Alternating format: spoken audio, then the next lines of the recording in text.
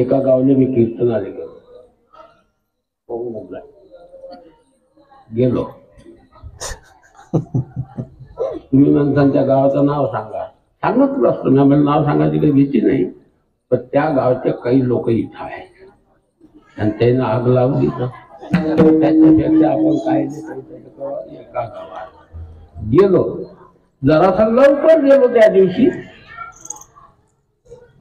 तो घरगली काय म्हणते मध्ये कशा काय आले, मिळालं जी बाकी आता आम्हाला विचारा ते कसं काय मला टाका टाकायचे कसे बोलतो म्हटलं तुला साजरा बोलला कसे काय. अरे कीर्तनासाठी आलो, थोडासा लवकर आलो. हा हा बरोबर बरोबर. 4 वाजता गेलो. मग आता काय करता म्हणजे अंग टाकतो जरासा. बरं आता अंग टाकणं काय ना म्हणजे दररोज. मग काय करता आपल्या वावरातून येऊ म्हणे. आपलं राजा त्या वावराच्या गोष्टीमुळे त्या कामामुळे तुम्ही काची पडलं दुपटा बांधला. त्या वावराच्यामुळेच दुपटा बांधला. काही धन नाही का त्या कामात. मी नाही येत ते करणं माझ्याकडे. अरे कशाला महाराज इथं काय करता गोया घ्यायचा काय तर म्हटलं बा रातभर याच्या घरात राहावं लागते. नेलं त्यानं म्हणजे गाडीवर. महाराज म्हटलं काय हा आपला गहू. म्हटलं बरं याच्या उड्या केवढ्या म्हटलं हित म्हणजे पा या एरियात गहू आपला असा गहू तुम्ही हिंडता तर दिसणार. म्हटलं मी हिंडते नाही या गावाला मी कमी म्हणत या एरियात गहू आपला. म्हटलं बरं जरासे पुढे चला. गेलो पुढे म्हणजे हे आपली पराठी. म्हटलं बरं इली कोंड्या किती असते ना काय लावलं का ते आपलं काय तुम्हाला काय पांडेबा समजून राहिला का.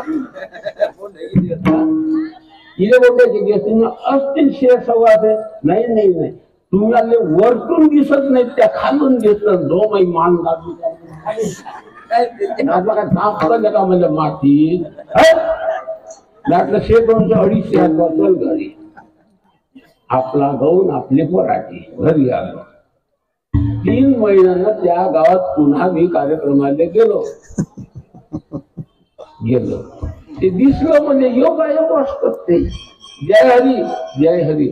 म्हटलं आपला गहू म्हणजे महाराज. म्हटलं गहू आपला म्हणजे गहू आपला. गारपीट झाली. हे शरीर आणि संपत्ती हे नाश पावणारी आहे. म्हणून आपल्याला मनुष्य देहामध्ये आल्यानंतर जे नाश पावत नाही त्या तत्वाची प्राप्ती करायची. भजन विठ्ठल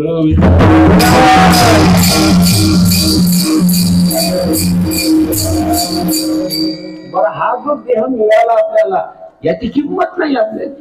कारण फुकट भेटला. याचे पैसे नाही मोजायला लागले. हे शरीर फुकट भेटलं याची आम्हाला किंमत नाही, अजिबात नाही. मिळालं ना याचा सदुपयोग करा सज्जन. कारण या देहामध्ये जे घडते ते डबल पुन्हा घडणे नाही. मानव देह अनमोल रे. मानव देह अनमोल रे. मिट्टी में नमोल रे. मानव देह अनमोल रे. मिट्टी में नमोल रे. आज मिला है आज मिला है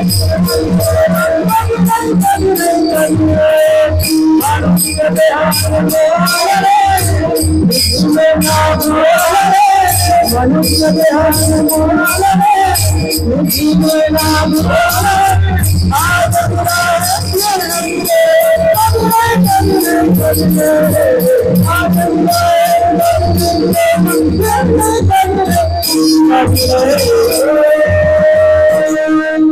मानव देह अनमोल रे. मिट्टी में ना खोल रे. अब तो मिला है फिर ना मिलेगा. कभी नहीं कभी नहीं कभी नहीं रे. डबल नहीं गिरना. एक वेळ आपण या ठिकाणावर निघून गेल्यावर पुन्हा दत्तात्रय महाराजच्या या मंडपात यायला भेटणार नाही, हे लक्षात ठेवा. आणि तुमच्या आमच्या भेटी होतील हे सांगता येत नाही. म्हणून आज मिळालं, आज या शरीरानं देवही भेटले आणि आज या शरीरानं जनमत सुद्धा आम्ही चांगल्या करणं वागू सुद्धा शकतो. पण आम्हाला याची किंमत नाही किंमत. मला एवढं सांगा, तुमचे हे 2-3 दात पडल्यावर डॉक्टर याच्या किती पैसे देतो? किती देतो? 4,000 रुपये दात. 12,000 रुपये बंधन बसून नाही झाले. काय कुठून आणू पैसे? 10-12,000 रुपये 3 दाताचे. पण त्या परमात्म्यानं 32 दात दिले, त्याने किती घेतले? डॉक्टरची किंमत आम्हाला माहित आहे, परंतु परमात्म्यानं दिलेल्या दाताची किंमत आम्हाला माहित नाही, कारण फुकट भेटले ना.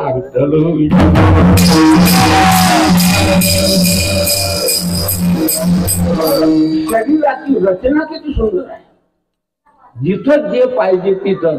समजा हे नाक त्यानं इकून दिलं असतं लहान साजरे दिसले असते. आपल्यापेक्षा तो विचारी आहे की हे साजरे कसे दिसते. नाक इथं दिलं, समजा इकडी नाही दिलं तर टोकात दिले असते 2, हे पोट्टे गेले असते. पण त्यानं शरीराची रचना इतकी सुंदर केली. बरं, या कानाईनं ऐकू येते, मग 2 भोकच द्यायला बरोबर ह्याला काय नाही त्याची काय गरज तुला? कधी अहो या देहाचा क्षणभर विचार करा घरी, हे किती अनमोल आहे, किती अनमोल आहे. समजा इथं स्क्रू द्यायचा बहुल्ला असता इथं, मग हे कसं राहिलं असतं? काय लक्ष सारखं असं. आणि जेवायच्या असती कसं मग ते घास कुकडे गेले असते. अरे थोडा विचार करा की परमात्म्यानं दयाचं केली आमच्यावर, परंतु शरीराची रचना किती सुंदर केली. आम्ही कधी विचार नाही केला. हे डोळे इकून गेले असते, अरे सारा विचार त्यानं केला आणि सुंदर या शरीराची रचना केली, परंतु याची किंमत नाही आम्हाला.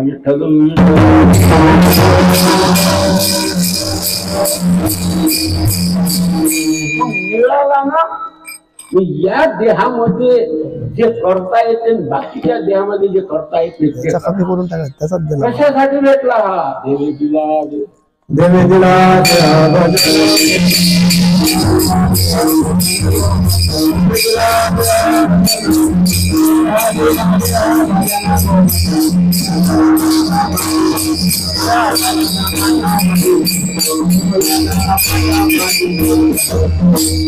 या शरीरानं किंवा या शरीराचा मुख्य हेतू परमात्मा प्राप्त करण्याचा आहे. मुख्य हेतू मला हे म्हणा विचारायचं आहे तुम्हाला, या देहामध्ये आल्यानंतर पहिले काय करायचं? पहिले काय करायचं? बरं तुम्हाला पटवून देतो मी. एक माणूस गरीब होता,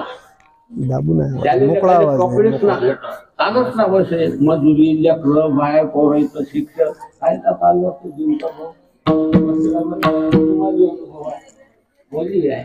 ते चालू करलेलं फीडबॅक मोठ्या मुश्किलनं काही विचारले म्हणत तुम्हाला 2,000 रुपये त्यानं जमा केले.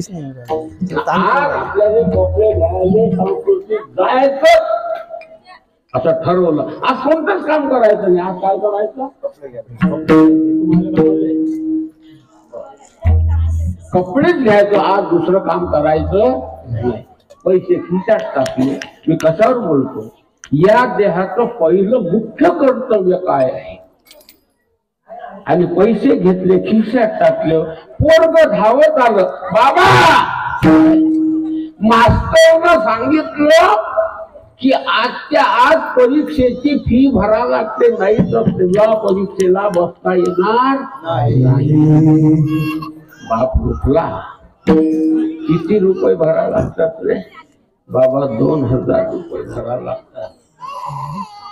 मला तुम्हाला माईकडे पाहिजे काय होऊन राहिलं, किती सण वाढलं काय? बरोबर तिला शांत करते. 2,000 रुपये भरावं लागतात. म्हणजे मला तुम्हाला विचारायचं आहे, जो कपडे घ्यायसाठी निघाला होता, आज मला कपडे घ्यायचे आहे, आता तो पहिले कोणतं काम करतो? परीक्षेची फी भरून, कारण का बसता येणार नाही, याच्यापेक्षा ते महत्वाचं आहे. आता व्यवहारातलं काही सांगा लागलं काय त्याने? कपडे नको घेऊ, पहिले कपड्याची फी सांगा लागलं काय? नाही. तर तो आपले कपडे मागं ठेवले आणि वेळेवर आलेलं काम पोराचं पहिले केलं. म्हणजे पहिले काम कोणतं करावं हे आम्हाला संसारात समजते, पण या देहानं पहिले काम, या देहाला जन्माला आल्यावर काय करायचं आम्हाला अजून नाही समजलं. का नाही समजलं? अरे याच पहिलं काम कोणतं आहे? राम राम स्मरा, राम राम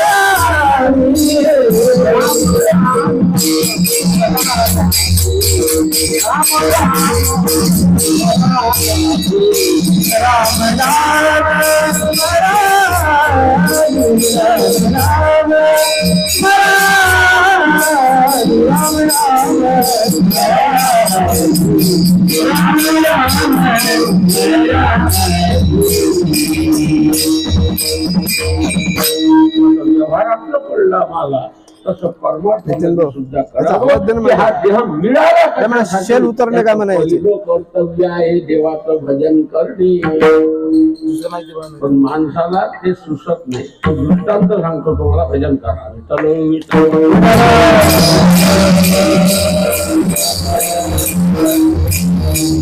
हा योग चांगला आहे, मंडळी चांगली आहे, याची कदर करा जराशी.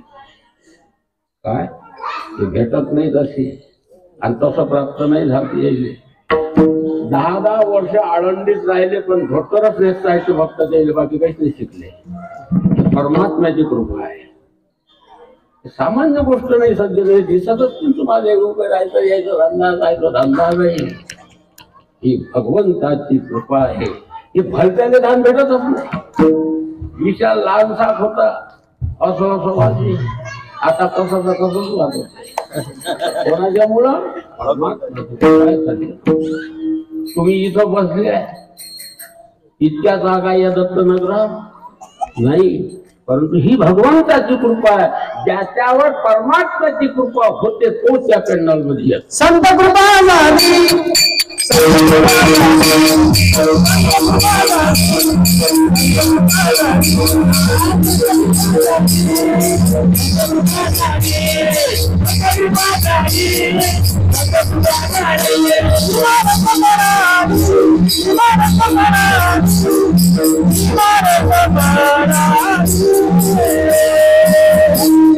संत कृपा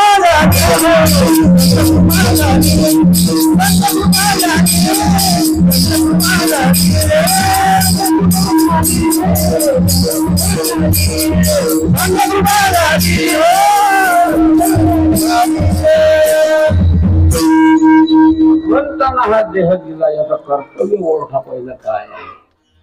मला असं म्हणायचं आहे, तुम्ही दररोज जेवता हे गोष्ट खरी आहे, पण ज्ञानेश्वरी वाचल्याशिवाय का जेवता? का जेवता? देवाची पूजा केल्याशिवाय का जेवता? अरे जे माणसं सप्ताह करू शकतात असा पशु गाढवाईनं केला काय? मग ते आपल्याला व्हावं लागणार नाही. मग त्याच्यात सप्ते आहेत काय?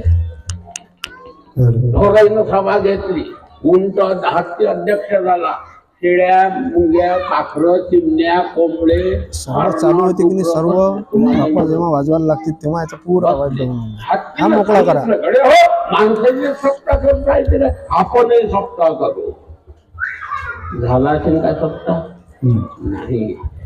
योग्य संधी आहे सज्जन हो, याचा सदुपयोग करा.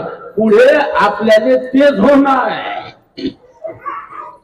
तेच होणार आहे आपल्याला.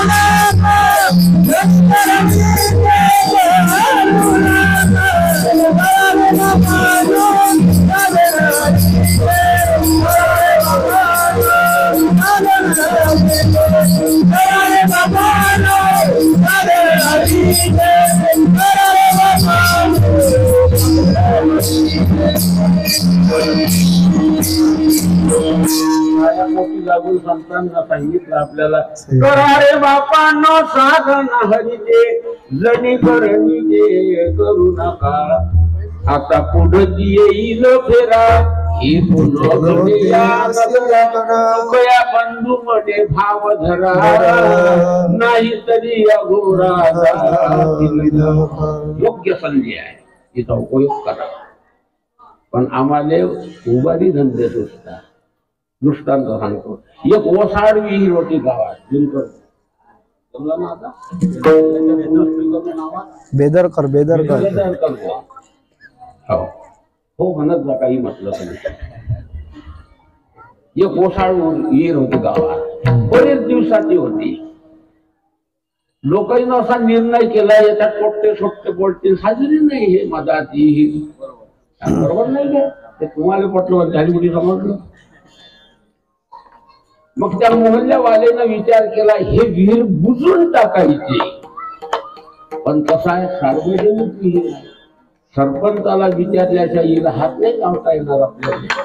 मग सरपंच साहेबाला भेटले, म्हणजे सरपंच साहेब, ही ओसाड विहीर आहे गावात, लेकरा पडण्याचा, म्हातारे पडण्याची भीती आहे, तर ही विहीर बुजून टाका. सरपंच साहेबांनी त्या गोष्टीला होकार दिलं आणि आता उद्या ते विहीर बुजवायची. कशावर बोलून राहिलो मी, लक्ष ठेवू जा, कारण कीर्तन ऐकत त्यांना 4Gचा मोबाईल वापरावा लागते.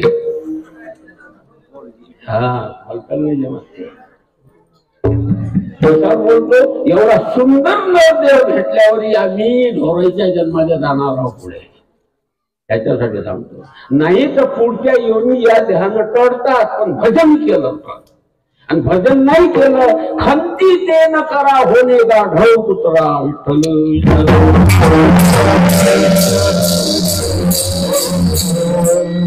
आणि आता उद्या विहीर बुजवायची, तेवढ्यात आकाशवाणी झाली, विहीर बुजवायची नाही.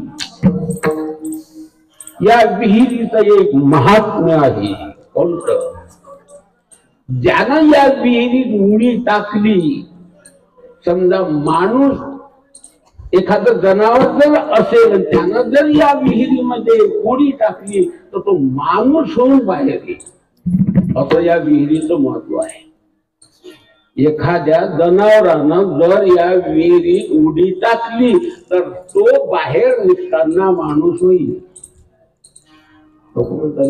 इथं आपल्याला अजून माहित नव्हतं. पण दुसरं ऐका, जनावरानं उडी टाकली तर माणूस होईल, आणि माणसानं उडी टाकली तर माणसानं जर उडी टाकली तर जनावर होईल. हे लक्षात ठेवलं.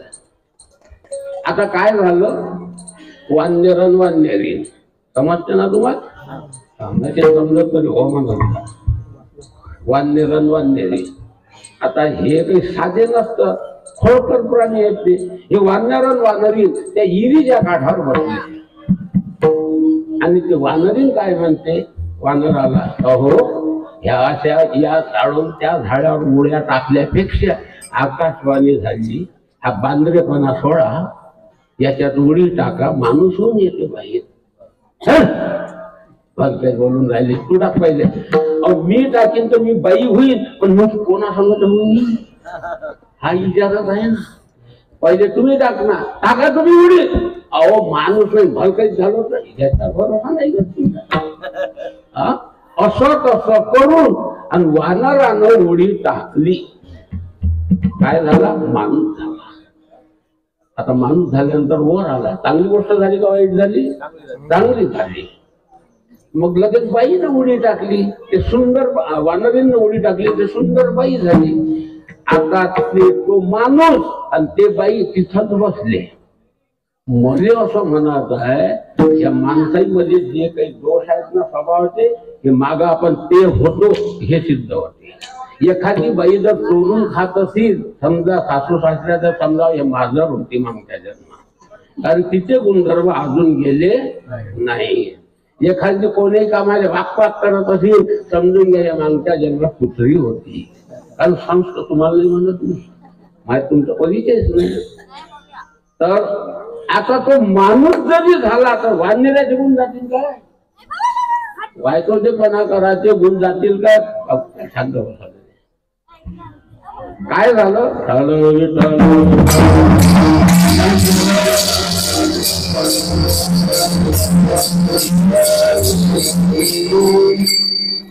त्याच्या अंगात ते गुण होते. माणूस झालं म्हणजे एकदा अधी गुढी टाकून नाही ना, आता खायला वायकोचेपणा करता.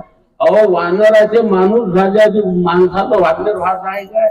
नाही मला टाकायची जाय उडी. आणि त्या बांदराने उडी टाकली. आता काय झालं? पुन्हा वानर झालं. हे म्हणजे मी नाही टाका, तू झालं येडच बघतील जाय, मी नाही येत. वानर बसलं, डबल वानर झालं. हे बाई राहिली. आता तेवढ्यामध्ये राजा आला हत्तीवर बसून. एवढी सुंदर बनली ते का मायापेक्षा काय झालं त्याच्यात बयानच बोलल्या जाते. मी तर काही धनाचं नाही. समजा अति स्वरूपवान बाईपेक्षाही सुंदर बनली. राजा तिकडे हे वानर बसेल होता तिथलं.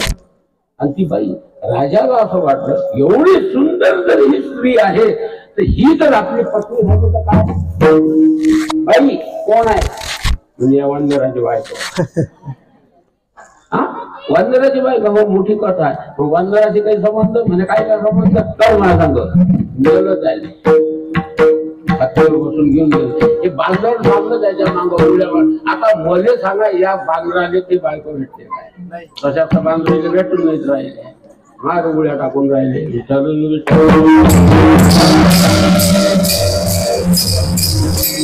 दृष्टांताचा सिद्धांत असा आहे, अनेक जन्मानंतर अनेक योनी भोगल्यानंतर आम्ही माणूस झालो. आता उभारी धंदे करायला का बायकाच्या वानराचा वानराचा माणूस झाला आणि वायसेपणा केल्याच्यामुळे पुन्हा वानर झाला.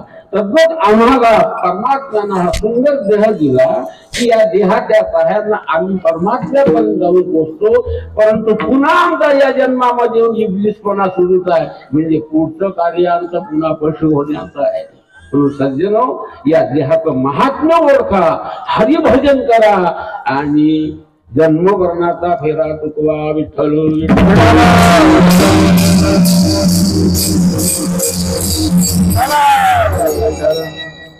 बहुजन्मांती जन्मला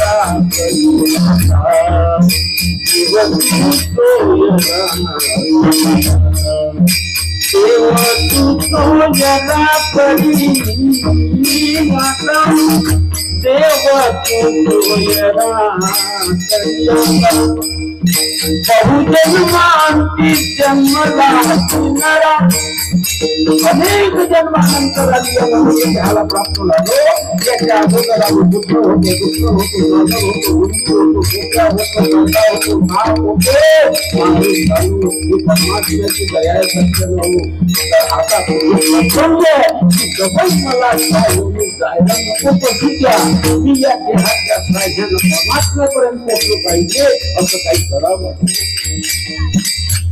बहुजन्मांची जन्मला